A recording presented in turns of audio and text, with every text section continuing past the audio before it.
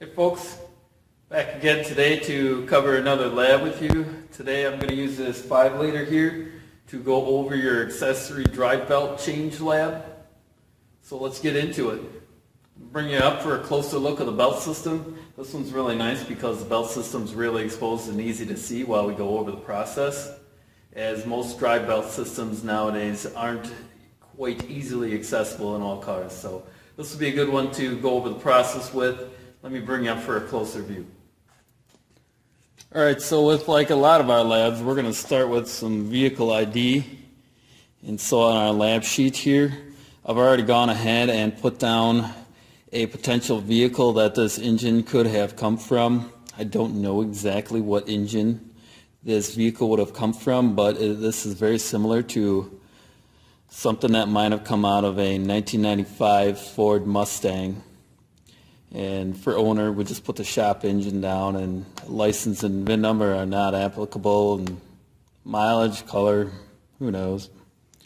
But let's take a look at the rest of the things that we probably can figure out. Drive system type. Well, if we take a look, we are fortunate enough on the back side of the engine.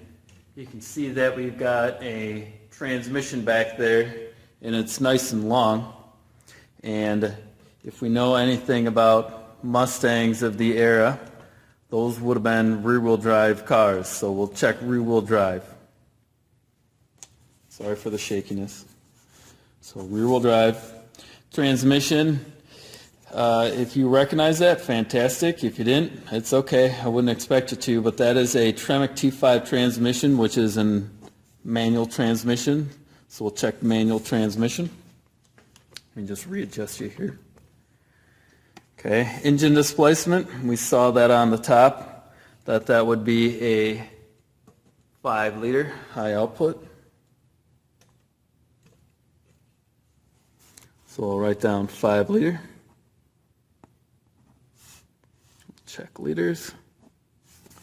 Okay, and the cylinder arrangement is going to be a V-style. I've got 1, 2, 3, 4 spark plugs on this side, and 1, 2, 3, 4 spark plugs on that side. So we'll go ahead and check V, and then 8 cylinders, because I got 8 of them total, and this is not a hybrid. Engine mounting would have been longitudinal. The belt system here would be the front of the vehicle, right behind the front bumper, and the radiator would have been right about here. And so the engine's mounted the long way, making it longitudinally mounted, and it is a front engine vehicle. Body style, let's just say that it was a 2-door coupe. Alright, ignition style now. This is really nice that I get to actually share this with you guys. And let me just readjust the camera once again. So this here is our distributor, and this is the electronic ignition control module, making this an electronic distributor. We've got a single coil right here that generates the spark for all 8 cylinders, and that would travel through this coil wire to the center of the distributor, and then inside is a rotor that would spin, and it would distribute spark to each one of these cylinders as it goes around, making that an electronic distributor ignition.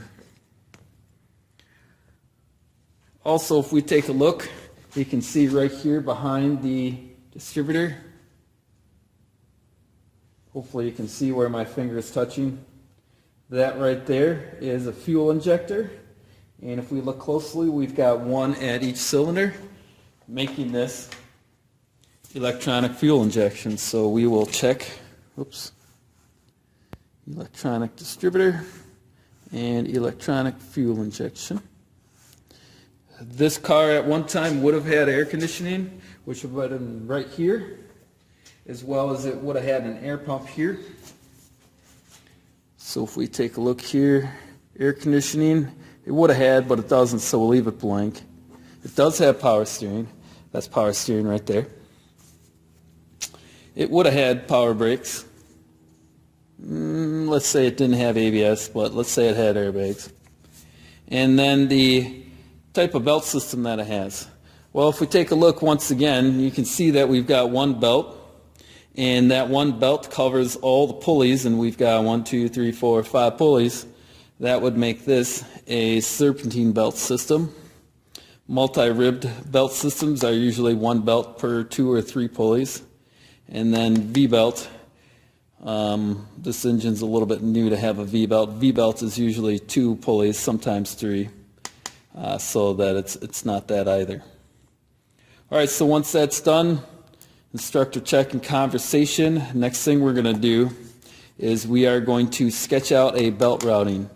As mentioned in previous videos, not all vehicles have a belt routing sticker under the hood, and you may or may not have access to service data. It may or may not be on the packaging that the belt comes in, and sometimes you can't rely on those to be accurate to all vehicles.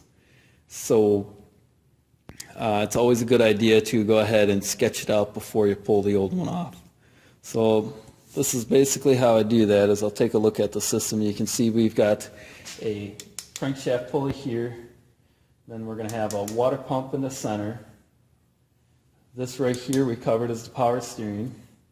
This over here is our alternator. And then that leaves our spring-loaded tensioner right here. And so to draw this out, I want to just put a circle for the crank pulley, and that's going to be kind of my anchor point or my landmark. The water pump is directly above it and slightly smaller, so I'll go there. And then the power steering pump is slightly larger and up and off to the right some. The tensioner is smaller and just a little to the left of the water pump. And then the alternator is smaller and up and left from the tensioner, so I'll put one up here. Okay, so I got all my circles drawn out, and now I just need to draw in my belt routing.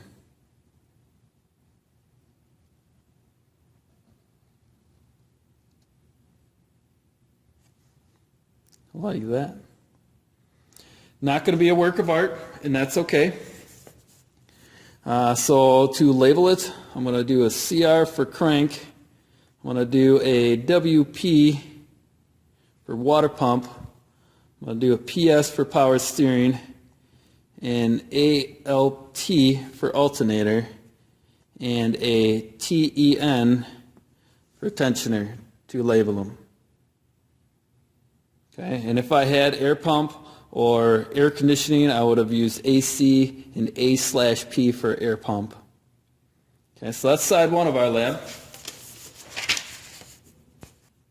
Locate the tensioner and the appropriate tensioner tool to release it. So let's take a little bit of time and let's talk about the tensioner and tensioner tools here. First, we'll get a close-up of the tensioner here. You can see here's my tensioner pulley, and then back here is the spring-loaded tensioner, and on this particular one there is a square drive hole that happens to be 3/8 square drive hole that we can put a tool into to pull back on the spring and release tension on the belt. Okay, you can also see that the hole has been chewed up a little bit from people not fully engaging the tool or using the wrong size tool in the drive hole there to attempt to release the tension. I've had a couple of belt tension tools get broken from students learning how to do this and aren't careful to either A, make sure the tool is fully inserted, or B, they end up pulling it a little too hard. And so we'll cover that with the tools. But before we get there, the other thing I wanted to make note of is some tensioners will actually have a gauge on there. So there's these 2 lines here, and then there's a line back here.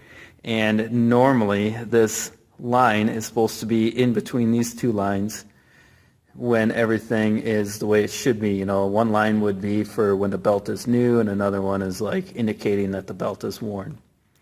Now this particular engine has been modified. You can see that the bracket here has been cut off, and normally on a 5-liter there'd be a tensioner,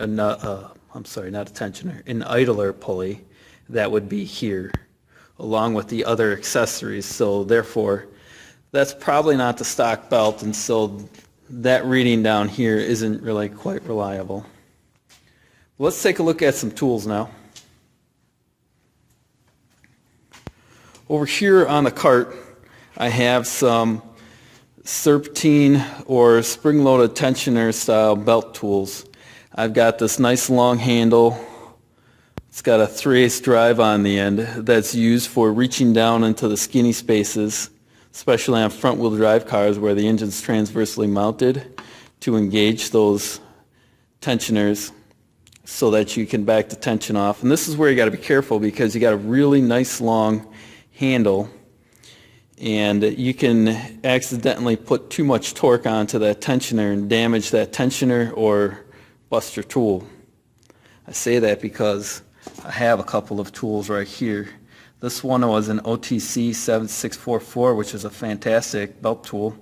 It had a nice thick bar to it and a really short drive anvil. But if we look close, that has been a bit distorted from being pulled on a little bit too much. And then here is another pretty good belt tension tool where the anvil's been snapped clean off at its ball detent because it was pulled on too hard, and that one was a Craftsman. Both of these, I still have these as broken tools because both of them have been discontinued, and so even though they used to have lifetime warranties, can't warranty them if they're not making them anymore. So you want to be careful when you're using some of these tools because of the long handle. You got to, I mean, some of these springs are pretty stiff, but you got to pay attention to how it feels in your hand. And when you feel it like sudden stop, like it hits something hard, you got to make sure to let up and not pull any further. And we'll get into that when we get to the belt too here. Sometimes you need to use a little extension with the tool to clear pulleys. This one here is a 1/2-inch drive adapter, so this one is a drive adapter plus it's an angle adapter. So sometimes you might need to put this on here like this so that you can get the appropriate angle and still have room to swing the handle. A lot of serpentine belt kits will come with specialized shallow sockets. These are the sockets that came with the OTC bar. They're fantastic little 6-point sockets. They can sometimes be difficult to land on the pulley bolt because they are 6-point versus 12-point. Sometimes you get those pulley bolts that are rusted or undersized, or the corners are already a little worn off, and your 12-point sockets don't grip them quite as well. So these are some 12-point shallow sockets. And then we have some crowfoot wrenches that get used to in various sizes. I brought out a 18 standard socket to compare the 18 shallow socket for the belt so you can see kind of the difference that the tool makes. And sometimes that, like, I don't know, maybe that's a 1/4 inch or so. That 1/4 inch or 3/8 of an inch difference makes all the difference in the world in getting your tool where it needs to go. And then of course we have the inspection tools that we used from a previous video for checking the belt once it's off. All right, enough about tool talk. Let's get to actually changing this belt here. So now that we've identified the tensioner, the tool that we need, it's time to go ahead and remove that old belt. So I'm going to take my tool and I'm going to use a short extension just to make sure that when I swing my handle I can clear the alternator pulley here. I'm going to go ahead and I'm going to put this into the drive hole, make sure it's fully seated in there all the way, and then I got to take a look at it and say, okay, which way do I need to pull on this handle to get it to release the tension so that the pulley moves away from the belt system or away from the belt, relieving the tension. And so if we take a look, the belt is over here on the right, so that means to relieve the tension on the system, my pulley has to go that way, and therefore I have to push the handle this way. Okay, and you'll see that the belt comes loose. You'll also see that I can go all the way up until it stops right here. This is the point where if I push any farther, damage is going to be done. And so we need to be conscientious of that because you'll feel it hit, and it's a pretty distinct hit when you hit it, okay? Now, let me pause for a moment and talk about getting the belt off once you release the tension. This belt system is really exposed and it's really easy to get the belt off, but I found that there's a few tips that might help. Number one, I usually like to go for the smaller pulleys first because I'll get a little bit more slack, and even though this pulley has a little bit of a lip on there, sometimes it's easy to get it off the smaller pulleys first. Okay, if I don't have any really small pulleys, I will go after the pulley that is highest and easiest to reach in the engine bay. This is especially true of front-wheel drive vehicles where the belt system is on the side and there's a frame rail like this close next to the belt system. There are some vehicles where you can hardly even see the belt from the top, and so then you're going to be having to go from underneath or take the front wheel off to get to it, in which case sometimes the lower crank pulley is the easier one to do. So there's no one solution or formula. A lot of it can be dependent on the vehicle. But I usually like to go for the smaller pulleys first, or the ones that highest and stick up easiest. And or sometimes it might be easier to go for the smooth ones where the backside of the belt is riding on it. So when you release the tension, it just slides right off and there's no outer lip that you need to go over the top of. Okay, so there's a few different ways you can do it and a few different methods, and sometimes one way will work well on one vehicle or engine bay layout, and another way will work better on other vehicles. So I'm going to pull the tension off of this.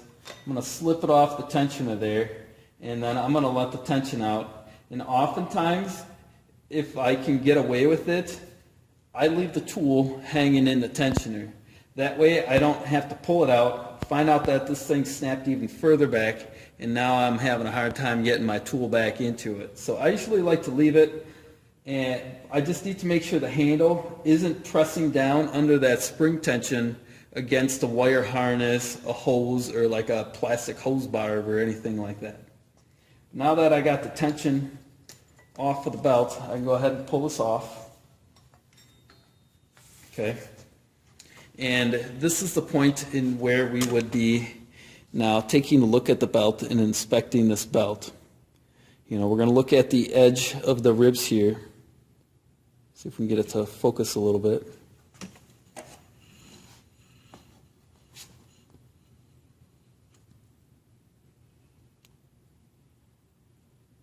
Okay, so we're looking at the edge of the ribs here. You can see it's a little bit shiny. It's not too bad, but it is starting to get a little bit glazed. There's no cracks, and of course we need to use a gauge to measure it. If we take a look,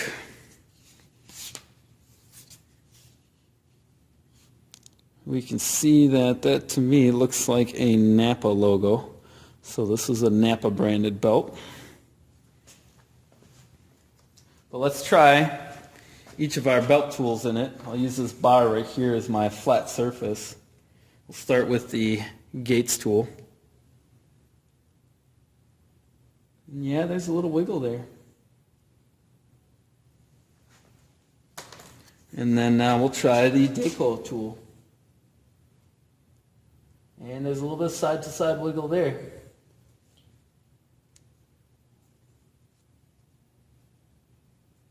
As well as that feels pretty close to flush. So visually and tool-wise, I would say that this would be a worn belt. Okay, so if we were to take a look at some other examples of how belts wear. So here's an example of a V-belt. You can see the edges kind of chewed up, and if I rotate it back and forth, you can see the light glisten from it. So it's a little bit glazed. That would be what a worn V-belt looks like.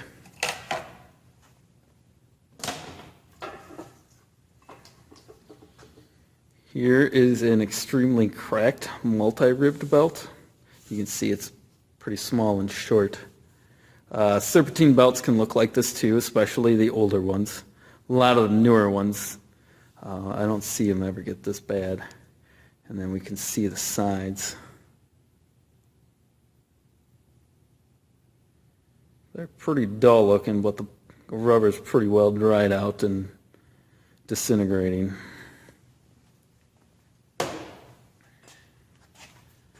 And here's another example of a belt that's worn, and you can see that the edge is clearly glazed, and there's actually like a little lip that's been worn into it that I can catch with my fingernail. Okay, there's no cracks in this one though. This one looks good. If I were to just flip it around upside down like it is and look for cracks, this one would pass. But when I look at the actual edge that does the work and the driving of the pulleys, it's clearly worn. Okay, so that's kind of what we're looking for when we go to do our inspection. So let's take a look at our lab sheet now that we got the belt off.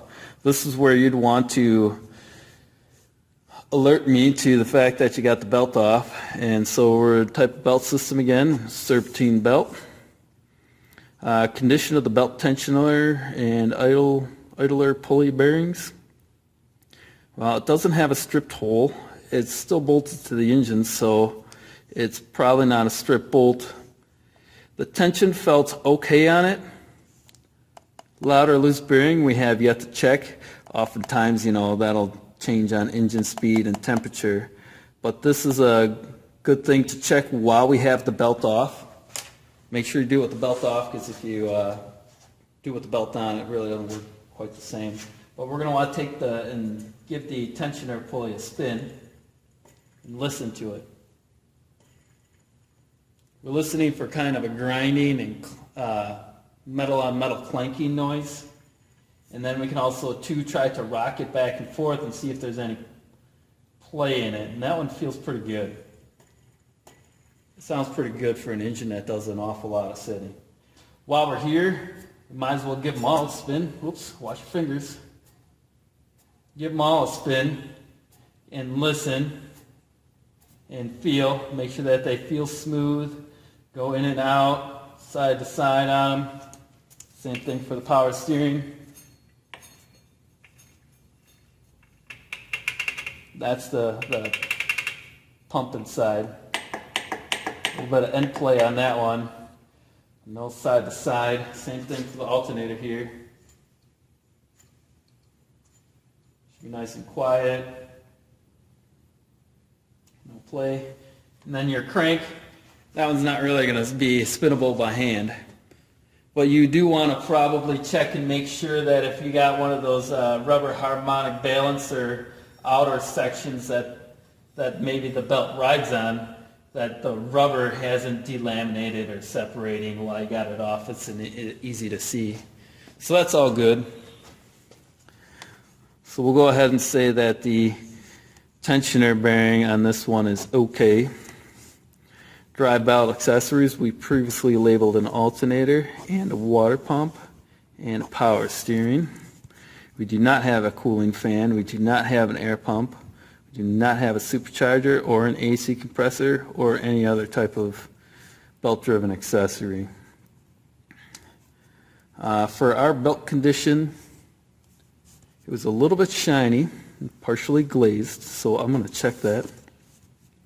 It wasn't cut or frayed. It wasn't saturated in oil. It wasn't cracked. It wasn't mushy, but it also wasn't hardened. But it is shiny and glazed, and so that indicates slipping, so we're going to go ahead and check. Needs a replacement. It's pretty close. All right, and at this point now, we're going to go ahead and reinstall the belt.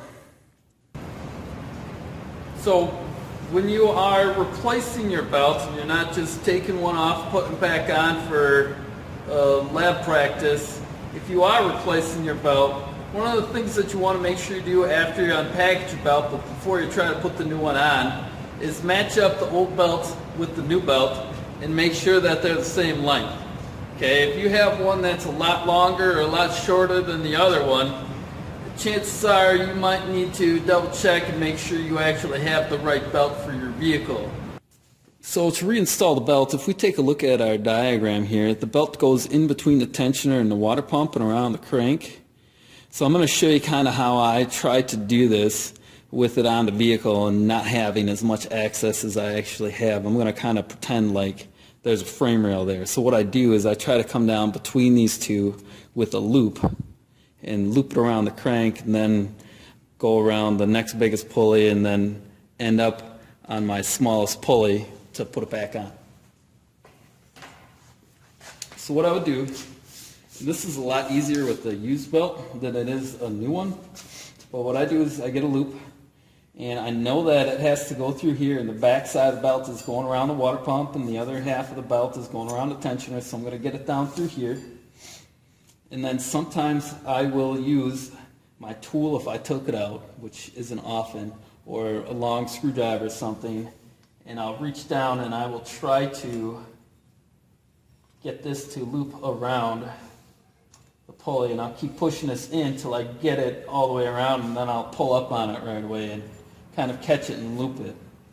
When you do this, it is really important, especially once you're done and you've got it around all of them, make sure that this belt is fully seated and properly aligned all the way around that crank pulley. It's got an edge to it, and if it sits off to the side one way or the other, it's going to wreak havoc on the belt system and the belt itself. Especially if it's a brand new one, it's going to junk it real fast. And so now at this point I'm going to keep a little bit of upward tension, pulling that tight, but then I've got to come around here, loop the power steering, and then I've got to come around here and I've got to hold it with my thumb or finger. Sometimes you might find that it's hard, especially if you're working alone, to maybe hold this and reach the handle at the same time, in which case you can use like a small spring clamp or something to put on one of the other easier to access pulleys to hold that belt in place so it doesn't keep popping off the backside on you. Those little black binder clips that you get from the office supply store work really nice. Just remember to take them back off before you try to start the engine. I would advise you to buy the red ones since they're maybe a little bit harder to find or sometimes more expensive, but they're easier to spot and remember to remove. So now that I've got the tension here, I'm going to hold that there so that everything stays put, and then I'm going to back off the tension on the tensioner, and here's where the extension and the room to clear that pulley comes from. And I'm going to do that till that slips on. I'm going to hold that in place while I slowly let off the tension. And then before I bother pulling out my tool, I'm going to look over my belt and make sure it's fully seated everywhere. Alright, so if you're to the point where you're about to put the belt back on and you back off the tensioner all the way and it pops off on you here, but you go to put it back on, but it's really tight and it doesn't seem to want to fit, or it goes on really hard, you got to check and make sure you don't have something like this. You can see here I was able to get it on for the most part, but the belt is off the edge of the pulley. Sometimes that can be just enough to prevent you from getting it on. Okay? Or some belt systems, they fit so tight that you have to put it back on the smooth pulley, because you're going to have to bring it up and just barely slide it on like that. But let me put this back on right. Okay? And then I'm going to take back off up here. And I'm going to move this one off to the side over here, and I'm going to purposely misinstall that. And when I go to do this, I'm going to get to the point where it wants to go on, but I've really got to work it to get it on that pulley. And you can see here it's pulled right across the top. And so you got to be conscientious that when you're putting this back on, you got to check and make sure that it's fully seated. And if you can't seem to get enough slack to flip it over the last pulley, that's your cue to make sure that you go back and look and make sure that it's not misrouted and it's not over the edge of one of the pulleys. Usually if you completely misroute the belt, you'll have way too much extra slack because you'll be missing a whole pulley. Okay? But just a few things to watch out for when you're reinstalling the belt. And once we got it on, this is where you get another instructor checkpoint. So you'd be double checking your routing and placement, and then instructor checkpoint conversation. And if this were a running engine, we would go ahead, block the drive wheel, set up the exhaust, go ahead and start the engine and verify that everything runs and doesn't make any terrible belt coming off type sounds. And then at this point, we would be going into electronic service information to look up and see what the labor time for the belt change is, and then checking the appropriate box. Alright, so to go ahead and find a flat rate for our belt change lab, we're going to start by going to shopkeypro.com. Been here enough, I got one of my shortcuts. We're going to select login. We're going to enter our vehicle information, which if you recall is in 1995 Ford Mustang. 5-liter in it. It was a coupe with a standard transmission. And I usually like to check my top search lookups first to see if I get lucky and find drive belt already in it. Today we're getting lucky because we've already got a link we can click on. We don't have to type it into the search box. So I'll come over there, click on drive belt. I'm going to scroll down looking for the parts and labor card right here. And then if we take a look, it brings us right to the alternator drive belt, remove and replace, which includes serpentine and V-belts, and all applicable models. Is going to be 0.5 hours for standard labor time and 0.3 hours for warranty labor time. That 5-liter is no longer in warranty, so we're going to go ahead and use the standard labor for all of our labs where we look up flat rate times. So we would write down 0.5 hours or check the 0.5 hours box on your lab sheet before turning it in. If you have a non-serpentine belt application, we would be starting down here, bypassing some of those upper steps. And we'll cover those probably in a separate video or on a case-by-case basis. Alright, so once you've got all your data recorded on your lab sheet and you've got all your instructor checks checked, and you've got all your tools put away and your vehicle restored to its original proper operating condition, it's time to turn in your lab sheet and move on to the next. And thanks for watching.